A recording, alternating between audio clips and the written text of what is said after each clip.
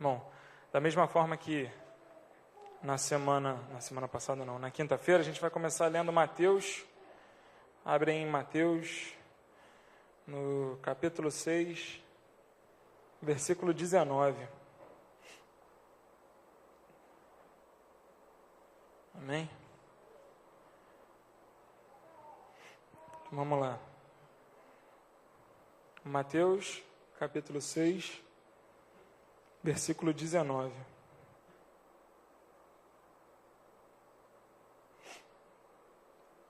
Posso ir? Amém. Não acumulem para vocês tesouros na terra, onde a traça e a ferrugem destroem, e onde os ladrões arrombam e furtam. Se a gente parasse aqui, a leitura já era o suficiente para virar nossa vida de cabeça para baixo. Só nesse versículo. Não acumulem para vocês tesouros na terra, onde a traça e a ferrugem destroem, e onde os ladrões arrombam e furtam. Porque o que a gente aprende, e o que a gente faz, e o que a gente almeja, e eu me incluo, está mais alinhado com a gente acumular as coisas do que a gente não acumular. Pelo menos é assim comigo, pode não ser com você. Mas a Bíblia ela tem essa capacidade de virar nossa vida de cabeça para baixo e nos ensinar coisas que a gente não é capaz de aprender sozinho. Então, versículo 20. Mas acumulem para vocês tesouros nos céus, onde a traça e a ferrugem não destroem, e onde os ladrões não arrombam nem furtam.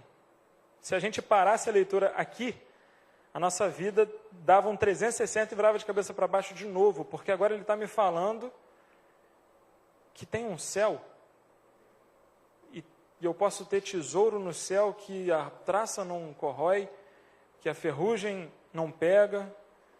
Esses dois versículos já são versículos suficientes para mudar a vida de uma pessoa. Mudar a maneira da pessoa viver aqui e mudar a maneira da pessoa ver a morte. Isso já poderia definir, dois versículos que já poderiam definir ou reestruturar a vida de uma pessoa. Quer dizer, então, que existe um céu? Quer dizer, então, que existe um lugar que eu não vou me preocupar com certas coisas? Quer dizer, então, que onde eu estou, a maneira como eu estou vivendo não é a maneira ideal que eu estou vivendo? Dois versículos, isso é a palavra de Deus. No 21, pois onde estiver o seu tesouro, aí também estará o seu coração. Os olhos são a candeia do corpo. Se os seus olhos forem bons, todo o seu corpo será cheio de luz. Mas se os seus olhos forem maus, todo o seu corpo será cheio de trevas. Portanto, se a luz que está dentro de você são trevas, que tremendas trevas são. Ninguém pode servir a dois senhores, pois odiará a um e amará o outro, ou se dedicará a um e desprezará o outro. Vocês não podem servir a Deus e ao dinheiro. E aí é uma pergunta que você não vai responder, e eu também não vou responder, mas quem você tem se dedicado hoje? A Deus, ao dinheiro ou nenhuma das respostas anteriores? A gente aprende na Bíblia que a gente tem que se dedicar a Deus. E eu vou pedir para a gente pular, diferente do que eu fiz na quinta-feira. Vamos pular para o 28. Por que vocês se preocupam com roupas? Vejam como crescem os lírios do campo. Eles não trabalham nem tecem. Contudo, eu lhes digo que nem Salomão, em todo o seu esplendor, vestiu-se como um deles. Se Deus veste assim a erva do campo, que hoje existe e amanhã lançada ao fogo, não vestirá muito mais a vocês, homens de pequena fé. Portanto, não se preocupem dizendo que vamos comer, o que vamos beber ou que vamos vestir, pois os pagãos é que correm atrás dessas coisas, mas o Pai Celestial sabe que vocês precisam delas. Busquem, pois, o reino de Deus em primeiro lugar, e essas coisas lhes serão acrescentadas. Portanto, não se preocupem com o amanhã, pois o amanhã trará as suas próprias preocupações. Basta cada dia seu próprio mal. Existem duas formas da gente ler esse versículo. A primeira é ler, e isso cair aí no esquecimento da nossa cabeça. E a segunda forma é a gente ler e falar, caramba, será que dá para viver assim? Ou, caramba, Deus quer que eu viva assim? E aí destacando, busquem em primeiro lugar o reino de Deus. Então, quando a gente lê isso na Bíblia, quem busca em primeiro lugar algo, busca em segundo alguma outra coisa, em terceiro alguma outra coisa. Então, a Bíblia não diz, larga tudo que você tem, entra dentro da igreja e fica morando dentro da igreja, que é isso que Deus quer para você. Não é isso. Só que a Bíblia diz, a quem você está dedicando o seu coração? A Deus ou ao dinheiro? Quem você está buscando em primeiro lugar? Deus, dinheiro ou qualquer outra coisa? Se não for Deus, eu, você, o pastor, qualquer outra pessoa, vai estar errado.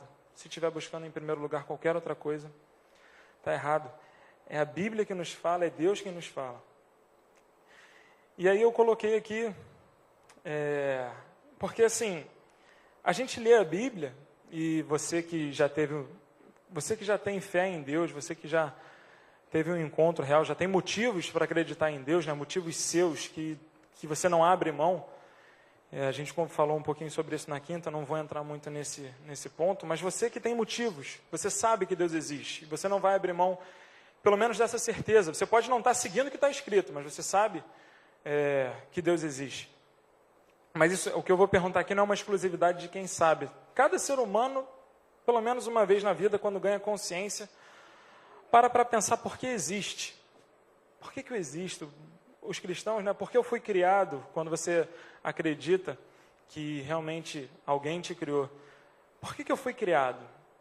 O que a gente entende na Bíblia, é óbvio que a gente foi criado para muito mais do que isso, mas de uma maneira mais básica, o que a gente entende na Bíblia é que Deus criou o homem para viver. Deus criou o homem, quando Ele criou o homem para viver. E a missão do homem era encher a terra, e se multiplicar, encher a terra, cultivar a terra. E criou o homem também para se relacionar. A gente vê isso claramente quando Deus se encontrava com Adão, e sei lá qual é a conversa que eles tinham. Mas Deus criou o homem para se relacionar, criou o homem para povoar a terra, para encher. E aí, um pouco das minhas viagens. Quando eu olho para o céu, e aí assim, antigamente as pessoas olhavam para o céu e viam só pontos brilhantes. Hoje em dia, por causa da tecnologia, do desenvolvimento, a gente sabe que cada pontinho daquele é uma estrela, e a maioria deles uma estrela muito maior do que o Sol. Então, provavelmente, cada pontinho tem muito mais planetas do que o nosso Sol, que a gente vê hoje, tem de planetas. Então, dá para entender que o espaço, ele é muito grande. E tem pessoas que escolhem olhar para isso simplesmente como uma coisa qualquer, mas eu, quando olho para isso, eu penso na infinidade de possibilidades. Primeiro porque ninguém encontrou o final do espaço ainda. Talvez não tenha final. Imagina, se a gente fosse viver para sempre, e a gente vivia para sempre antes, conforme nascessem pessoas, uma das leis da física é que dois corpos não podem ocupar o mesmo lugar no espaço.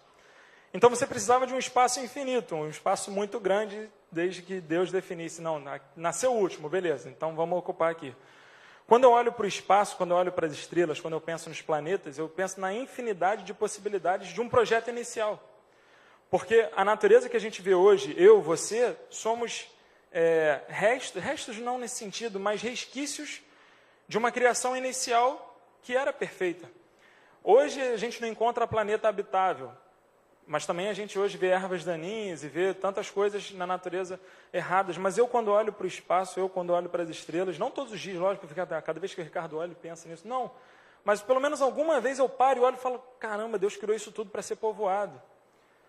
Sabe, por causa da minha fé, eu aprendi a olhar dessa forma, porque eu procuro esse sentimento de propósito. E eu não olho só para isso, mas eu também olho para a complexidade do que eu vejo. Um exemplo que eu sempre dou aqui nos jovens, já dei em exemplos de pregações, é movimentar a mão, que eu não vou dar esse exemplo hoje, eu consegui um outro exemplo, que é esse negócio doido de visão. Porque assim, normalmente a visão na nossa vida, Ricardo, você está viajando. Eu gosto de viajar nesse negócio. Normalmente a visão é tão simples, né, para a gente fecha o olho, dorme, quando abre já está vendo. Só que quando você estuda, e aí Deus me levou lá para a faculdade para estudar, não só isso, mas dentre outras coisas isso, na verdade o que acontece é que os corpos emitem radiações diferentes e cada radiação vem é interpretada dentro da sua íris como uma cor diferente. Isso é muita loucura, cara. Isso é um projeto absurdo. Sabe, particularmente eu não vejo como isso ser obra do acaso, e então eu gosto de olhar por essas coisas e ver Deus, porque a Bíblia me fala isso. A Bíblia fala em Romanos que do que de Deus pode ser, do que Deus foi manifesto, desculpa, eu sempre... que Deus pode ser visto é manifesto nas coisas que foram criadas. E o simples fato das coisas que foram criadas poderem ser analisadas pelo homem, isso já torna o homem indesculpável de não acreditar em Deus. É mais ou menos isso. Se você vê um negócio tão complexo assim, aí vai para reprodução, respiração. A gente respira oxigênio e solta gás carbônico. Se a gente respirasse gás carbônico, a gente morria. Então, se a gente só pega o oxigênio e gera gás carbônico, teria que existir alguma coisa para trazer o oxigênio de volta, mas não é que tem. Cara, que coisa doida. Então, o homem ele foi criado para viver, e Deus criou um ambiente para que o homem vivesse. E um ambiente muito complexo, na verdade. Mas, com a queda do homem, algumas coisas mudaram. E dentre essas coisas que mudaram, o propósito do homem mudou. Porque o propósito do homem não é mais viver. Diferente do que tem sido pregado em algumas igrejas, diferente do que é o senso comum das pessoas, o seu propósito não é mais viver. O seu propósito não é morrer também, calma. Mas o seu propósito não é viver, a sua consequência é viver. O propósito do homem hoje, porque Deus fez isso, é ser religado a Deus, é ter acesso novamente a viver a vida perfeita que Deus planejou. E a gente não vai entrar nos pormenores do plano de Deus e das aparentes incoerências disso, não vamos entrar nisso. Mas hoje, a consequência do homem é a morte. É a separação de Deus eterna por causa do pecado. Mas o propósito do homem é ser religado a Deus, através de Jesus Cristo. A tendência do homem é para o mal, e não há coexistência eterna entre o homem, mal, e o Deus perfeito e santo que a gente estava contando. E para isso, por misericórdia e amor, ele fez um plano de retorno do homem a Deus. E esse plano passa por Jesus, e eu tenho certeza que vocês já sabem, mas a gente tem que comentar de novo, porque Pedro fala, em uma das cartas dele, que para que a gente avance em maturidade, a gente tem que consolidar os conhecimentos, ou consolidar o que é o essencial. Então, a forma de Deus religar o homem a Ele, a forma do propósito do homem ser viver, voltar a ser viver simplesmente, é através de Jesus Cristo. Porque, como eu falei, a consequência das nossas atitudes, que são atitudes más, atitudes erradas, assim, não existe dúvida para ninguém, nem para quem está dentro da igreja, nem para quem está fora, que o homem ele tem uma tendência para o mal. Existem pessoas muito boas, mas as pessoas muito boas também fazem coisas ruins. Não existe ninguém que não faça nada ruim. Então, não existe dúvida de que o homem tem uma tendência para o mal. E a consequência dessa tendência ao mal, desse pecado, é a morte e a separação de Deus. A recompensa, vamos lá, trazendo para o nível básico, a justiça normal. Se você erra, a justiça certa é que você seja punido pelo seu erro. E todos nós erramos. A Bíblia fala isso. Todos pecaram e foram destituídos, foram afastados da glória de Deus. Então, a justiça sendo aplicada sobre a sua vida é que você seja separado para sempre de Deus. É isso, ponto. Todos, sem exceção. O que você merece hoje é ser separado de Deus para sempre, é ser destruído. Pesado isso, eu sei. Mas é necessário que a gente tenha isso em mente, porque como Jesus fala na parábola, aquele que muito foi perdoado, aquele que teve muita coisa perdoada, ama muito. Aquele que teve pouca coisa perdoada, não ama tanto quanto o outro. E o que eu tive perdoado é a mesma coisa que você teve perdoado. O nosso erro é o mesmo. Só que se a minha consciência, em relação ao que foi perdoado para mim, for maior, ou a sua for maior, você vai amar a Deus mais. Então você precisa ter consciência de que Deus te perdoou de algo muito forte e muito grande. Então a consequência do nosso erro é a separação e a destruição. Essa é a consequência. Mas a vontade de Deus é que isso não aconteça comigo e contigo, por amor e misericórdia. Então o que Deus fez? Porque Ele é justo. Ele não pode simplesmente fechar o olho e falar assim, vou deixar passar essa. Porque se isso acontecesse, Ele não seria justo. Ele seria injusto, e é impossível que Ele seja injusto. Então ele precisa que você pague a sua dívida. Ele precisa que eu pague a minha dívida, para que eu possa ter direito, entre aspas, né, de ter acesso a uma vida que eu já não tenho mais. Então ele precisa que você pague a sua dívida. Só que é impossível você e eu pagarmos a nossa dívida. É impossível porque a gente não tem mais a santidade que a gente deveria ter. E aí muitas pessoas aí fora podem pensar, tá vendo, está complicando a história, Deus está complicando a história para a gente. É porque você não entendeu, ou você ainda não sabe, o que Ele fez que é muito superior a qualquer complicação que essa história possa ter. Você e eu, sem merecermos nada,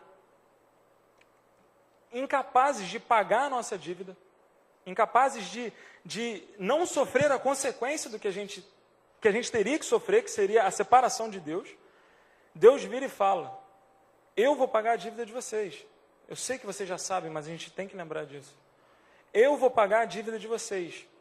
E a sua dívida e a minha dívida com Deus era morte, era destruição. Era o cálice da ira, que Jesus estava lá no jardim do Getsêmani sofrendo. Senhor, se possível, passa de mim esse cálice. Se Jesus, que era Jesus, estava sofrendo, suando sangue, estressado por causa do cálice da ira de Deus, não era pouca coisa.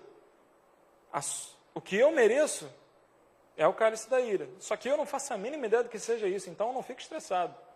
Só que Jesus sabia o que era. Jesus, estressado, virou e falou assim, Senhor, se possível, passa de mim, mas não seja feita a minha vontade, seja feita a sua. E qual era a vontade de Deus? Era salvar você. Para salvar você, Ele foi e bebeu o cálice da ira dele. Ele foi destruído, a ponto de Deus virar e falar assim, Eloi, Eloi, lama sabachthani, Senhor, por que você me abandonou? Abandonou por quê? Porque ele foi separado, porque ele foi destruído. Ele estava pensando no Jonathan, ele estava pensando na Rose, e olha que eu acho que ele realmente pensou em todas as pessoas, porque ele morreu por todos. Ele estava pensando, eu acredito profundamente que ele estava pensando em você naquele momento. Falando assim, é por causa do Fabiano que eu estou sofrendo isso, e a gente não faz ideia do que ele sofreu. É por causa do Ricardo que eu estou passando por isso. E sabe o que eu tenho certeza que ele pensou? Vai valer a pena. Vai valer a pena, porque daqui a 2.000, 3.000, tantos mil anos que para a gente passa desse jeito, eu vou ter acesso a ele de novo. Eu vou poder estar com ele. Então, é complicada essa história de que a justiça de Deus, o homem pecou e tal. Mas quando você olha para Jesus e o que ele fez, é mais complicado ainda. É mais ilógico ainda. É tão ilógico que parece que a sabedoria de Deus é loucura para o homem. Será que eu vi isso escrito em algum lugar? Então, eu realmente acredito que ele pensou na gente. Agora que a gente lembra disso, a gente pode passar para a próxima parte. Mateus 28, no versículo 18, diz assim.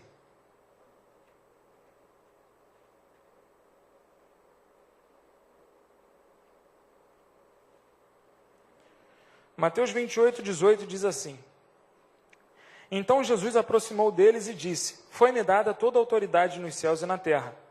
Portanto, vão e façam discípulos de todas as nações, batizando-os em nome do Pai, do Filho e do Espírito Santo. Presta atenção, ensinando-os a obedecer a tudo o que eu lhes ordenei, e eu estarei sempre com vocês até o fim dos tempos. O homem estava separado de Deus, Jesus veio, e antes de morrer e concretizar o que ele tinha para concretizar, ele sentou e ficou ali 3 anos, ensinando e ensinando sobre o caráter dele, ensinando e ensinando sobre o caráter de Deus, ensinando e ensinando sobre amor, ensinando sobre paciência, ensinando sobre perdão, ensinando sobre como nós éramos e como nós vamos ser. Só que o que Jesus falou é, eu quero que agora você tente muito ser o que eu quero que você seja. Você vai ser assim, mas não basta ser no futuro. Se você me ama, e é isso que ele fala em João 14, se você me ama, você vai obedecer aos meus mandamentos. E o meu mandamento é que você tente ser o que eu criei você para ser. Eu já fiz tudo o que você precisava. Você não merecia, eu te amo, e eu fiz tudo o que você precisava. E não foi pouco o que eu fiz por você. Eu só quero uma coisa. que você me tenha como Senhor e Salvador da sua vida. E se você me tem como Senhor e Salvador da sua vida, e você me ama, você vai obedecer os meus mandamentos. O seu mandamento, o meu mandamento para você, é que você tente ser o que eu te criei para ser lá no início. Através de tudo que eu te ensinei. E o segundo, vamos dizer assim, o segundo mandamento de Jesus foi: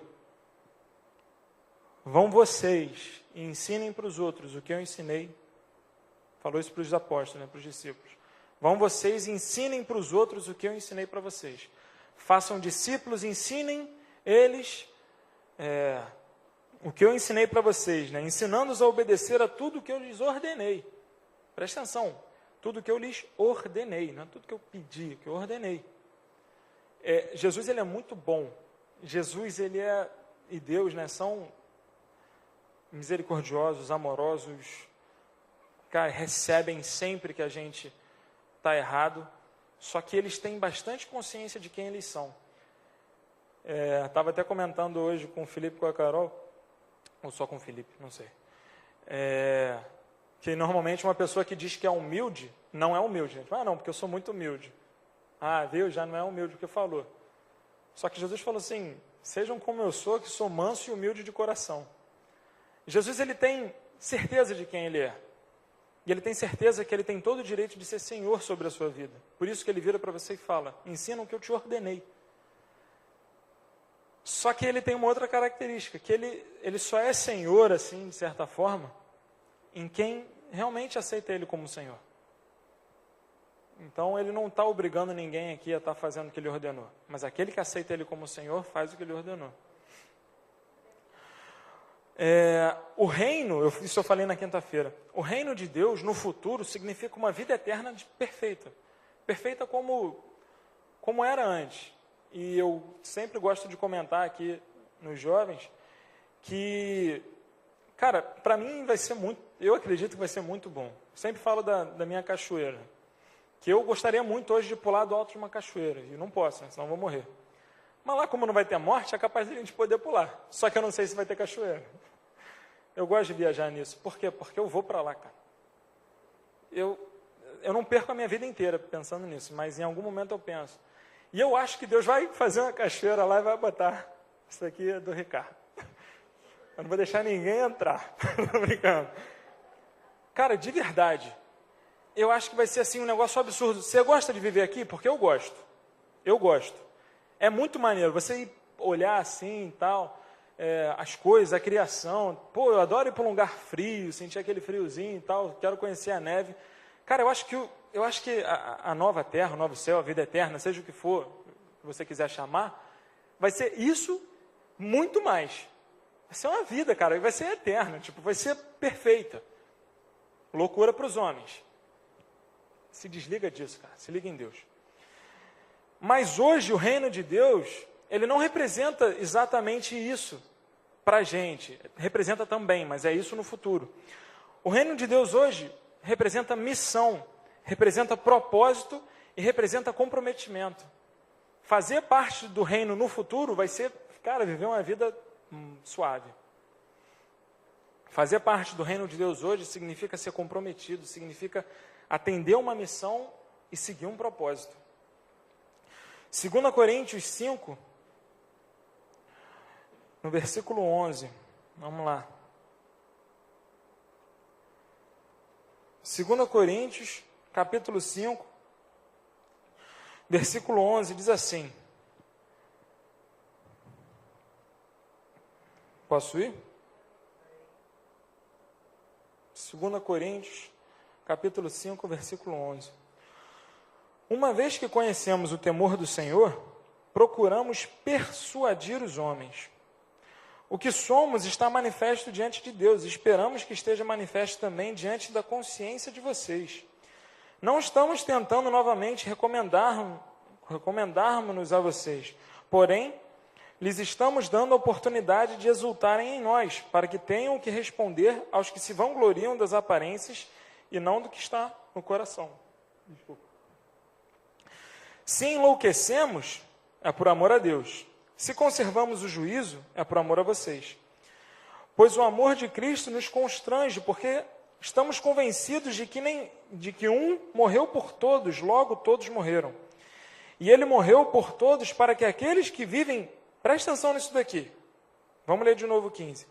E ele morreu por todos, ou seja, por mim e por todos vocês, para que aqueles que vivem já não vivam mais para si mesmos, mas para aquele que por eles morreu e ressuscitou. Isso tem que mudar a sua vida, tem que mudar a minha vida. 16. De modo que, de agora em diante, a ninguém mais consideramos do ponto de vista humano. Isso é muito forte, cara. Ainda que antes tenhamos considerado Cristo dessa forma, agora já não consideramos assim. Portanto, se alguém está em Cristo, é nova criação. As coisas antigas já passaram, eis que surgiram coisas novas. Tudo isso provém de Deus, que nos reconciliou consigo mesmo por meio de Jesus Cristo. E nos deu, presta atenção nisso, e nos deu o ministério da reconciliação. Ou seja, que Deus, em Cristo, estava reconciliando consigo o mundo, não levando em conta os pecados dos homens, e nos confiou a mensagem da reconciliação. Portanto, olha isso, somos embaixadores de Cristo, como se Deus estivesse fazendo o seu apelo por nosso intermédio. Por amor a Cristo lhes suplicamos, reconciliem-se com Deus. Deus tornou pecado por nós aquele que não tinha pecado, para que nele nos tornássemos justiça de Deus. Até aí. Tudo que a gente falou aqui está descrito nesse versículo. Deus tornou Jesus pecado para que nós, que somos pecado, nos tornássemos justiça. Você entendeu quando ele falou que ele nos confiou o ministério da reconciliação? E depois ele fala assim, é como se Deus estivesse fazendo o apelo dele por nosso intermédio. Reino de Deus significa missão, propósito e comprometimento. Ou seja, você lembra que para que fomos criados? Fomos criados para viver, mas com o pecado o nosso propósito mudou.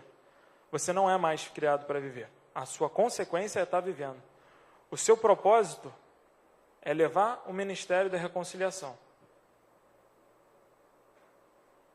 E para fazer isso, seja fazendo o que for.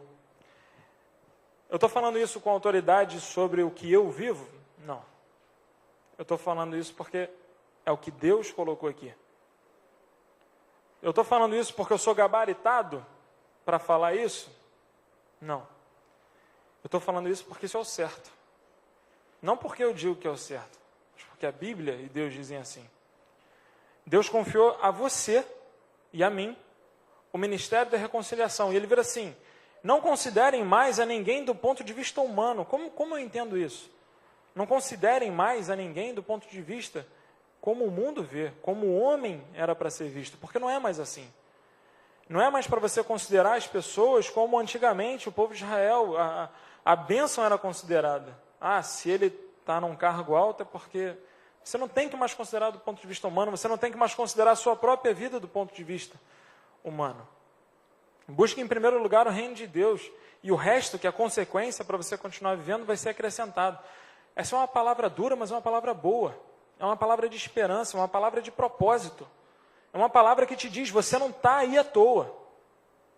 Sabe, você não está jogado no universo, como se você tivesse sido renegado por Deus porque você não presta mais. Deus pegou o que não prestava, fez justiça, e da justiça ele fez um propósito. Ele falou assim, o meu apelo que eu ensinei para aqueles 12 caras lá atrás, eles vão passar através das gerações até chegar a você. Quando chegar em você, você tem uma responsabilidade sobre isso. Você tem uma responsabilidade sobre o ministério da reconciliação. O que você vai fazer com isso, aí é contigo. Mas você não vai deixar de ter essa responsabilidade. O seu propósito não é viver. O seu propósito é ir, pregar a palavra e fazer discípulo. Repito, quer dizer que a gente não vai viver? Vai. Vai buscar em segundo, em terceiro lugar, vai ver as consequências do que isso representar na sua vida. Mas será que em primeiro lugar tem sido o reino de Deus no seu coração? Será que o que você tem discipulado, será que o que você tem ensinado, será que o exemplo que você tem sido é de um cristão que acredita em Deus acima de todas as coisas, de um cristão que entende o seu propósito? Isso a gente tem que entender. Você e eu fazemos parte do plano de Deus. Qual é o plano de Deus? Reconciliar o homem com Ele. Quando começou, de fato, esse plano, de uma maneira mais intensa, ser colocado em prática, Ele mesmo veio, porque o homem não sabia de nada. Ele veio aqui e aí pegou, se você ler Mateus, ele fala sobre tudo, sobre jejum, sobre oração, sobre casamento, divórcio. Você pega e você entende tudo. Porque ele desceu e falou assim, ó, vamos lá, beleza, agora eu vou explicar para você. Eu já estava dando uns sinais quando eu passei as leis lá para Moisés, só que vocês não entenderam muito bem e agora vocês viram que vocês não conseguem. Por isso que eu vim, porque vocês não conseguem, vocês precisam que eu faça. Só que deixa eu explicar um pouquinho mais para vocês, deixa que vocês entendam um pouquinho mais profundo. E aí ele veio e ensinou para aqueles 12, 120, sei lá quantos eram, mas principalmente os 12, e ele veio e falou assim, ó, agora é com vocês, vocês vão passar. E independente de quantas gerações demorar para eu voltar, vocês têm que passar isso. Mas vocês não vão estar sozinhos, eu vou estar com vocês, mas não do jeito que eu estou agora. Vocês agora me veem. E vocês me consideravam do ponto de vista humano, está escrito aqui, mas agora vocês não me consideram mais do ponto de vista humano, mas isso não significa que eu não esteja com vocês. Isso não significa que eu não esteja presente onde vocês estiverem, porque onde estiverem 2 ou 3 reunidos, ali eu vou estar no meio. 1, 2, 3, 4, 5, 6, 7, 8, 9, 10, 11, 12, 13, 14, 15, 16, 17, 18.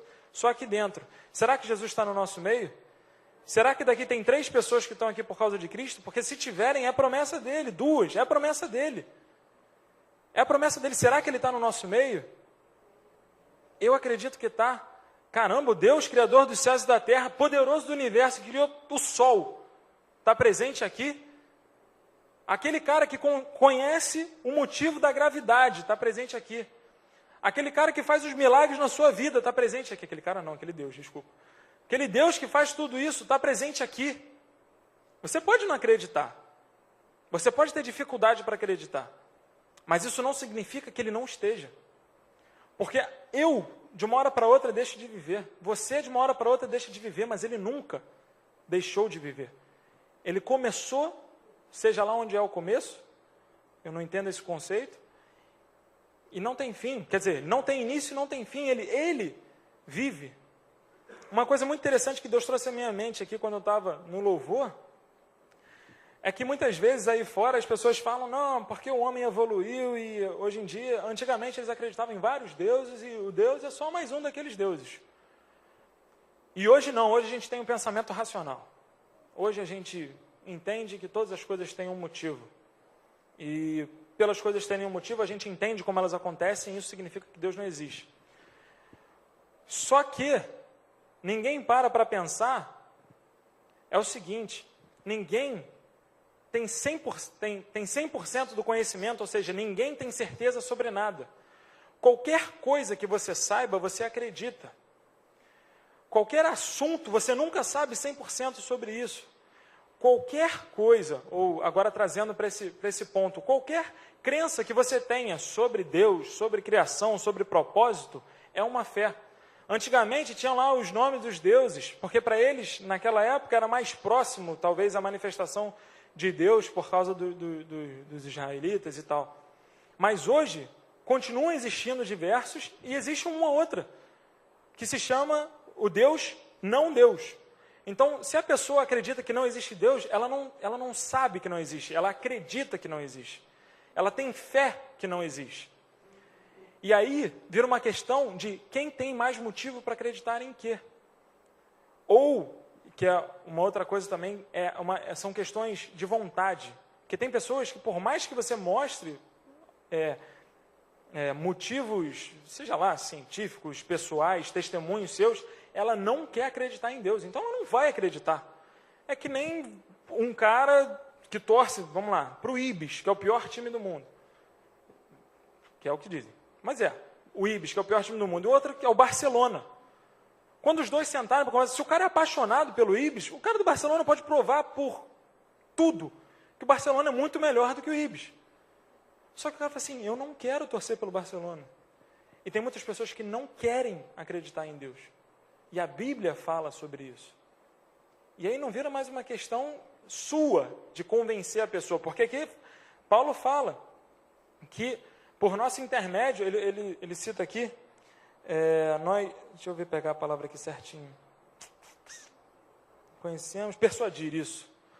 Paulo fala sobre persuadir as pessoas. Persuadir não no sentido de enganar, mas de trazer, e através de uma conversa ou de uma argumentação mesmo, você apresentar os motivos. Ele fala isso em outros lugares. Estejam prontos a tempo e fora de tempo para defender o motivo da sua fé. Paulo fala assim, tenham uma fé que você não sabe por quê. Não, Paulo fala assim, você tem que ter um motivo para ter essa fé. E você tem que estar pronto para defender esse motivo. Se Deus curou você de um câncer, você não precisa saber que o movimento dos astros é impossível. Você não precisa saber disso. Deus te curou de um câncer. Deus te curou de alguma outra coisa. Você fala assim, olha só, amigo, não tem como não saber que Deus existe, porque o que eu vivi, só eu sei como Deus fez isso por mim. No meu caso, eu estudo essas coisas, gosto, e até uma forma de eu falar, o meu ministério é diferente do ministério de vocês. A minha pegada é diferente da pegada de vocês. Só que uma coisa é certa, você tem que ter certeza por que você acredita. Você tem que buscar em Deus, e se você buscar, Deus fala, bate na porta, ela vai ser aberta, porque o que procura, encontra. Então a gente não está aqui, os pastores não estão aqui, acredito que você, quando está discipulando alguém, você não está ensinando alguém a ter uma fé cega, simplesmente. Você está falando, busque um relacionamento com Deus, porque Ele responde. E Ele responde. Respondeu na minha vida, não tenho dúvida disso. Mas o que a gente incentiva é que você tenha, que eu tenha um relacionamento com Deus.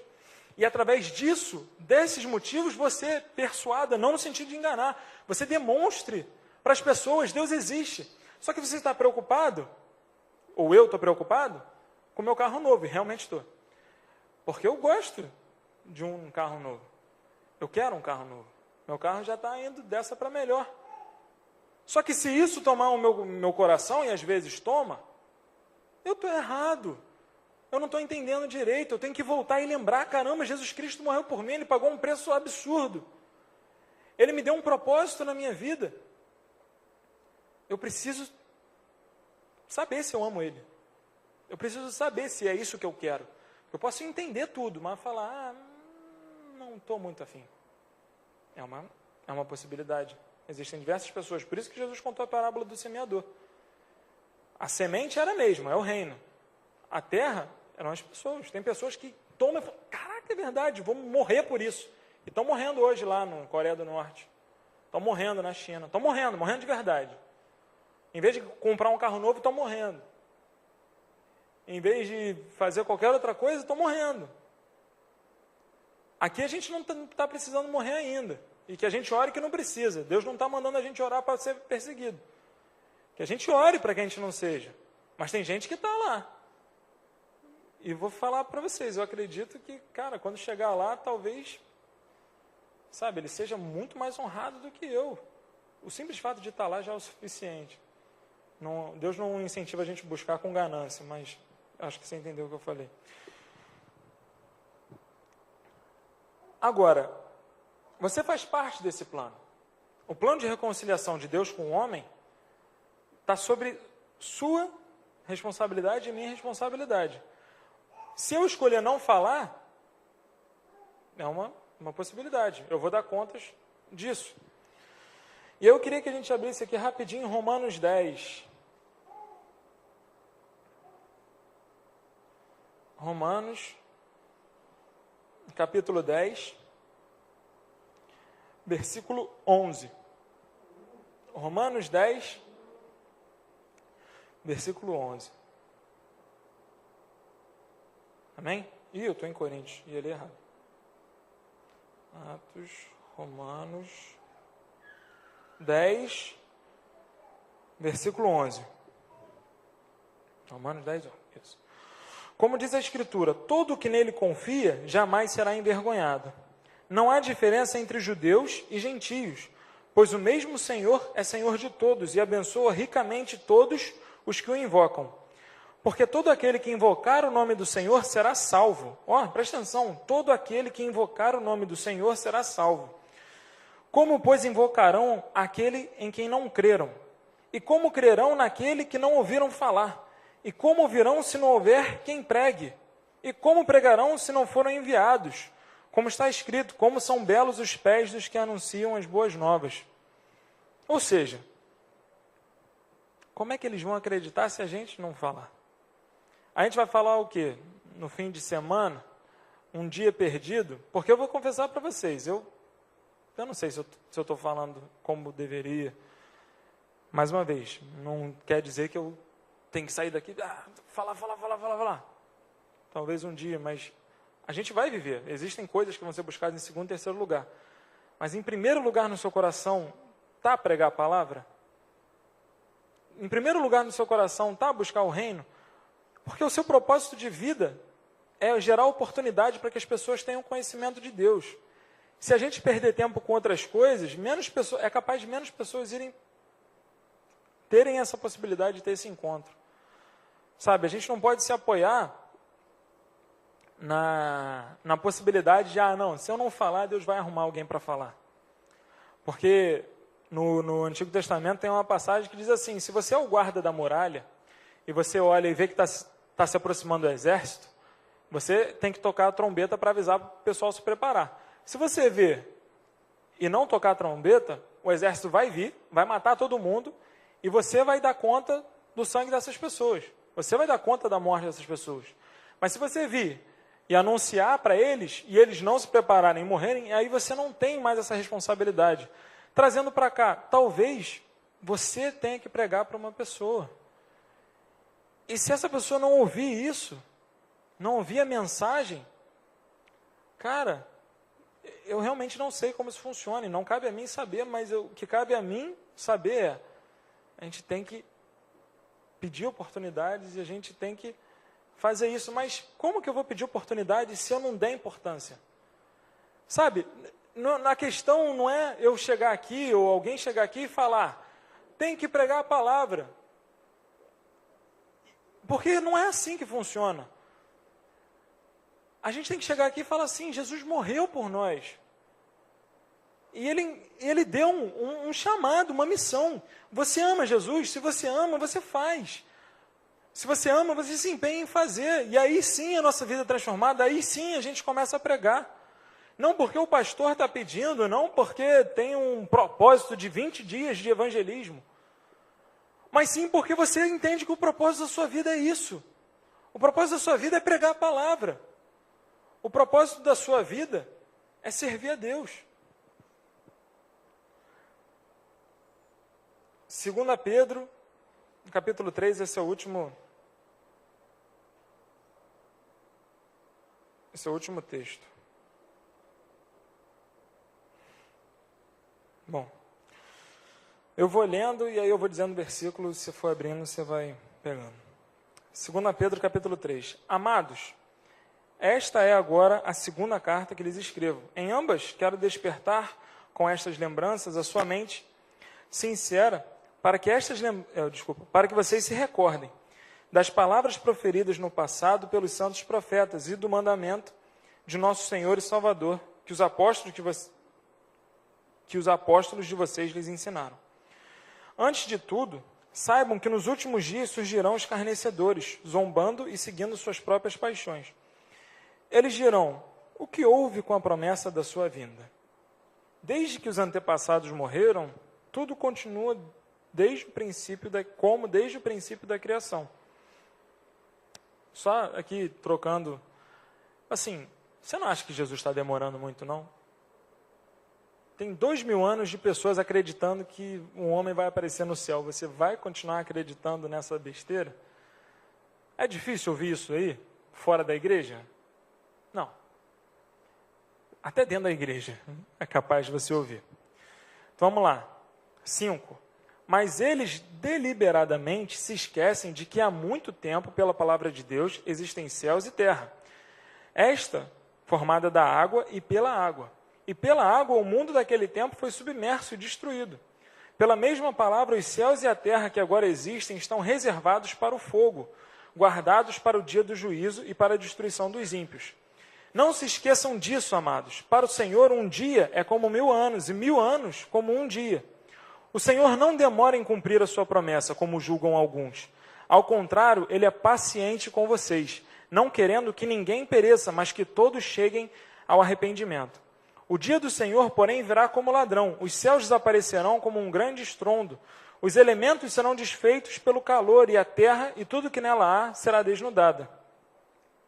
Visto que tudo será assim desfeito, que tipo de pessoas é necessário que vocês sejam? Vivam de maneira santa e piedosa, esperando o dia de Deus e apressando a sua vinda, mas esse apressando também, lá embaixo, tem uma letrinha, provavelmente você também entende, aguardando com ansiedade a sua vinda. Naquele dia, os céus serão desfeitos pelo fogo e os elementos se derreterão pelo calor. Todavia, de acordo com a sua promessa, esperamos novos céus e nova terra, onde habita a justiça. Portanto, amados, enquanto esperam estas coisas, empenhem-se para serem encontrados por Ele em paz, imaculados e inculpáveis. Tenham em mente, presta atenção nisso, tenham em mente que a paciência do nosso Senhor significa salvação, como também o nosso amado irmão Paulo escreveu com a sabedoria que Deus lhe deu. Ele escreve da mesma forma em todas as suas cartas, falando nelas desses assuntos. Suas cartas contêm algumas coisas difíceis de entender, as quais ignorantes e instáveis torcem, como também o fazem com as demais escrituras, para a própria destruição deles. 17. Portanto, amados, sabendo disso, guardem-se para que não sejam levados pelo erro dos que não têm princípios morais e nem percam a sua firmeza e caiam. Cresçam, porém, na graça e no conhecimento do Senhor e Salvador Jesus Cristo. A Ele a glória, agora e para sempre. Amém. Queria destacar duas partes, que fala assim, o Senhor não, no versículo 9, o Senhor não demora em cumprir a sua promessa, como julgam alguns. Ao contrário, Ele é paciente com vocês, não querendo que ninguém pereça, mas que todos cheguem ao arrependimento. E a outra é o versículo 15. Tenham em mente que a paciência de nosso Senhor significa salvação, como também... Só até aí. Ou seja, se naquela época, não fazia nem, 50 anos que Jesus tinha morrido, a galera já estava falando, vem cá, ele não ia voltar? Será que ele está atrasado? Você ainda vai ficar acreditando que ele vai voltar? Se naquela época as pessoas já estavam questionando, o que Pedro falou aqui? Deus não demora para cumprir. Se ele está demorando, não é por causa dele. É por causa das pessoas que ele ainda quer. E sendo um pouquinho, não egoísta, mas se Deus tivesse cumprido a palavra dele 28 anos atrás, eu não existiria. Então, eu não posso ver a demora, entre aspas, de Jesus como algo, como símbolo de que isso não é verdade. Eu vejo isso como amor. Se ele esperou até que eu nascesse, para que eu pudesse ter acesso a isso, a esse contato, a essa reconciliação, ele sabe a hora que ele vai voltar. Só que quem é instável se deixa levar por essas coisas e não firma a mente no que Deus falou. Deus falou, eu não estou demorando. Para mim, um dia é como 1000 anos. 1000 anos é como um dia. Para ele não faz essa diferença que para a gente faz. Mas se ele tivesse voltado, vamos lá, 80 anos atrás aqui, nenhum de vocês e nem eu teremos acesso a esse benefício, teremos a bênção de ter sido criados, cara. Então que ele demore até quando ele achar que demora.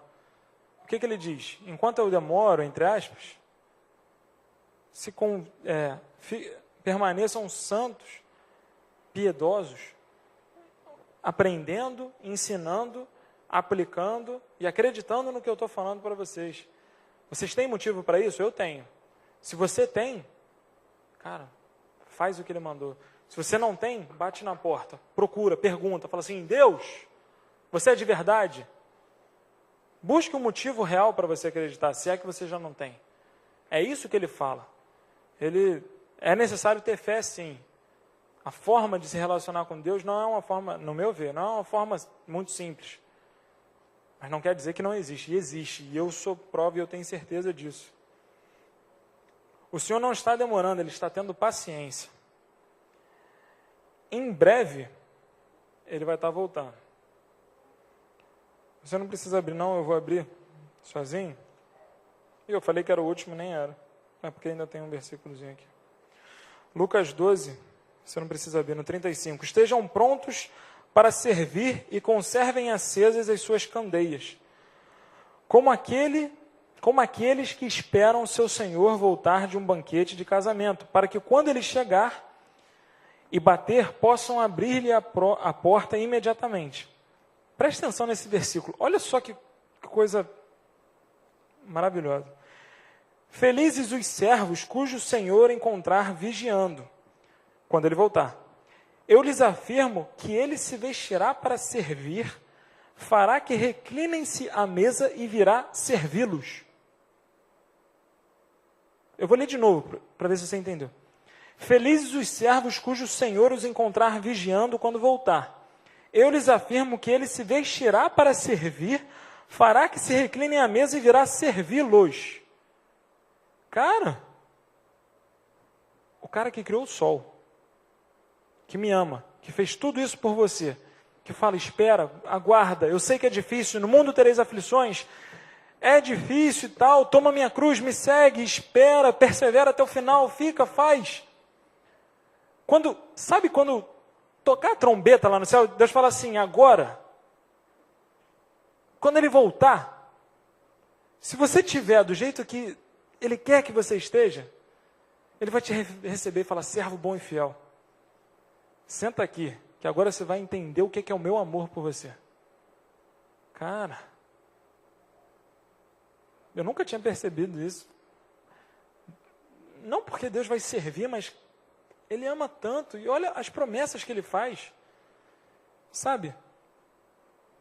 No 38 diz, mesmo que ele chegue de noite ou de madrugada, felizes os servos que o Senhor encontrar preparados. Entendam, porém, isto. Se o dono da casa soubesse a que horas viria o ladrão, não permitiria que sua casa fosse arrombada. Então ninguém sabe quando Jesus vai voltar. Porque a gente não sabe sobre a paciência de Deus. E aí eu queria que você fechasse seus olhos, se você quiser, né? Abaixasse sua cabeça. Eu vou falar aqui algumas coisas enquanto o Fabiano toca. Vem. Se você se sentir confortável de vir, vem aqui para frente. Feche seus olhos, abaixe suas cabeças.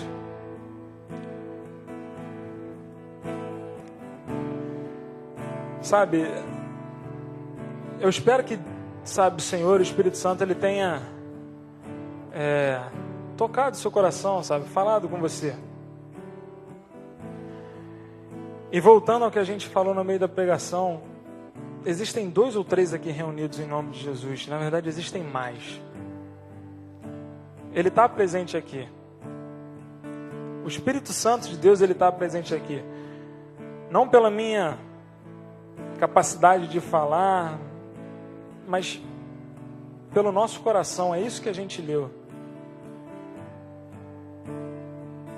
E eu acredito que Deus tocou seu coração em algo,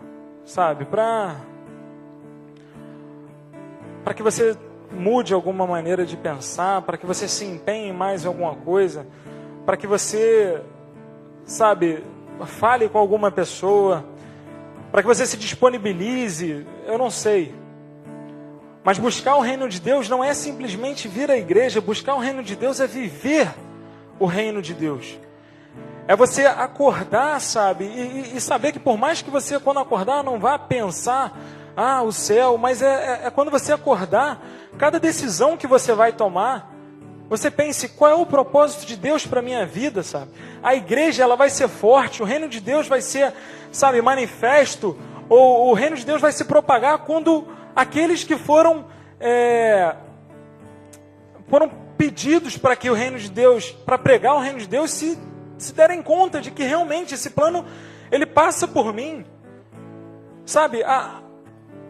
As ferramentas que Deus tem, as ferramentas espirituais que Deus tem, os dons, essas coisas, eles vão ser manifestos a partir do momento que você se disponibiliza para fazer isso. É lógico que as coisas demandam tempo, as transformações demandam tempo, demandam decisões, e que você persevere nessas decisões, isso é claro. E eu acredito que aqui todos nós já tenhamos tomado decisões no passado, e que hoje a gente continue, perseverando nessas decisões e tomando decisões ainda mais fortes. Falando, Senhor, eu quero me propor a ir mais fundo, Senhor. Eu quero me propor, Senhor, a acreditar mais. Eu quero me propor a amar mais. Eu quero me propor a, Senhor, te servir mais. Sabe, se você não tem tido a fé que você acha que deveria, pede para Ele. Pede para Ele, fala: Senhor, eu quero, Senhor. Eu quero te entender, Senhor, eu quero entender o seu sacrifício. Sabe, eu não quero ficar vivendo uma fé mais ou menos. Eu quero, Senhor, se tudo isso é para mim mesmo, me mostra. Sabe, você tem a liberdade de nesse momento fazer essa oração. Não precisa ficar me esperando, não. Eu vou falando, sabe, o que eu acredito que o Senhor tem para falar, mas que você agora, porque melhor do que eu falar para você é o Espírito Santo, é Jesus que está presente nesse lugar, falar com você. Então abre a sua boca e que eu não te atrapalhe. Sabe, permita que o Espírito Santo te use. Se você tem sentido, sabe, essa urgência, enquanto a gente estiver aqui louvando, você quiser trazer uma palavra de Deus, levar uma palavra de Deus para uma pessoa, fazer uma oração, sabe, fazer uma intercessão. O Espírito Santo, ele está na igreja para trazer essa edificação, sabe? Que você possa tomar essa decisão. Abre a sua boca e fala com Jesus nesse momento. Fala o que Ele tocou o seu coração. Dá liberdade para o Espírito Santo. Sabe, se você se sentiu incomodado com algo, Senhor, confirma no coração, Pai. Se você se sentiu triste com algo, que o Senhor possa retirar essa tristeza e colocar alegria, colocar paz. Sabe, colocar o que você acha que você não é capaz de ser. Porque eu vivi isso. Sabe, essa semana o Senhor me levou a ler algumas coisas que eu escrevi anos e anos atrás. E eu sabia que eu fazia algo que incomodava o Senhor, eu sabia. E eu queria mudar, mas eu não tinha certeza se isso era capaz. E glórias a Deus. Hoje eu posso ler, eu pude ler. Fala: Senhor, o Senhor me mudou. E algo que eu não sabia se era capaz, hoje eu sou capaz, Senhor, de viver. Sabe, eu sou capaz de entregar um pouquinho mais de santidade para Ti, Senhor. Muito obrigado. Sabe, e se hoje você não se considera capaz, não há impossíveis para Deus. E que a gente não use isso para ganhar dinheiro, mas que a gente use para ganhar uma vida santa, uma vida piedosa. A gente use isso para pedir para Deus uma igreja que manifeste os dons e que as pessoas se arrependam e que as pessoas entendam o reino. Uma igreja que o reino de Deus é pregado, uma igreja que aguarda ansiosamente com a volta de Cristo, uma igreja que tem fé, uma igreja que tem fé. Uma igreja que acredita que daqui, sei lá quantos anos, Deus vai aparecer no céu e os anjos dele vão vir te buscar, vão falar: servo bom e fiel de Deus, vem que tem o seu descanso agora. Vem aqui que eu vou te retirar, porque isso tudo aqui vai ser destruído. Todo ouro, toda a prata, todo o dinheiro que você acumulou, isso aqui fica. Mas o que tem reservado para você, o que você acumulou espiritualmente, pode deixar que Deus vai te entregar daqui a pouquinho. E isso eu não falo como ganância, porque não é com ganância que a gente tem que fazer, porque tudo que a gente podia querer, Deus entregou para a gente de graça.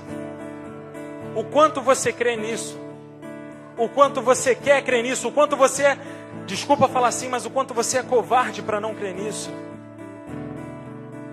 Senhor, por favor, tem misericórdia, Senhor, de nós, Pai.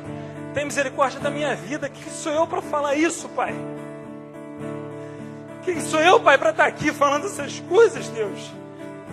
O que é a minha vida, Pai? Me perdoa, por favor, Pai.